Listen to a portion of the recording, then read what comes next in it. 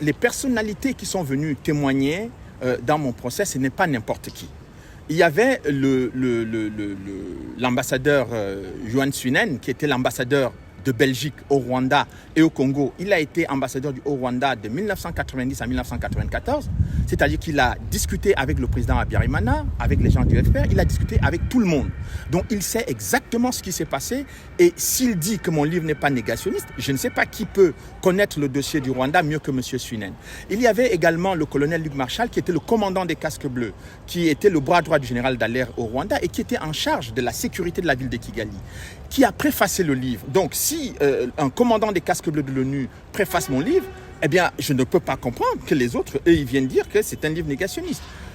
Vous avez eu le chef d'état-major particulier du président François Mitterrand, le général Keno, qui a suivi toute la crise entre le Rwanda, la crise interne au Rwanda entre le FPR et le gouvernement depuis 1990, qui est venu témoigner en disant qu'il n'y avait pas une ligne dans mon livre qui était une ligne négationniste.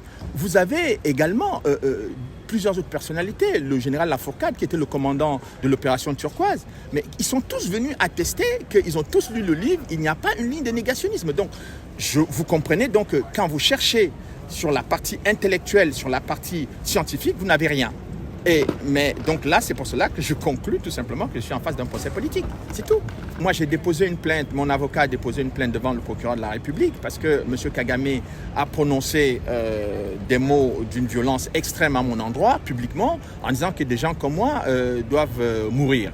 Bon, M. Kagame, lui, certainement, il ne mourra jamais, il est éternel sur Terre, mais je crois qu'il fallait quand même faire entendre aux institutions dans un état de droit qu'un chef de l'État ne parle pas comme ça. J'ai l'impression que M. Kagame a continué à garder sa culture de maquisard qui fait qu'il parle en tant que président de la République d'un citoyen honnête comme si moi j'ai jamais fait de maquis, je ne suis pas un bandit, donc je ne suis pas un criminel, je n'ai jamais commis des crimes ou des crimes contre l'humanité. Lui, il a dirigé des gens qui ont commis des crimes contre l'humanité, qui ont commis des crimes de guerre, donc peut-être qu'il m'a confondu avec les gens qu'il a dirigés. Non, moi je suis un intellectuel, je n'ai rien à voir avec le métier des armes, ce n'est pas mon domaine, et donc là je pense qu'il fallait que je dépose une plainte pour que quand même dans un état de droit on puisse savoir qu'on ne s'adresse pas comme ça à un citoyen.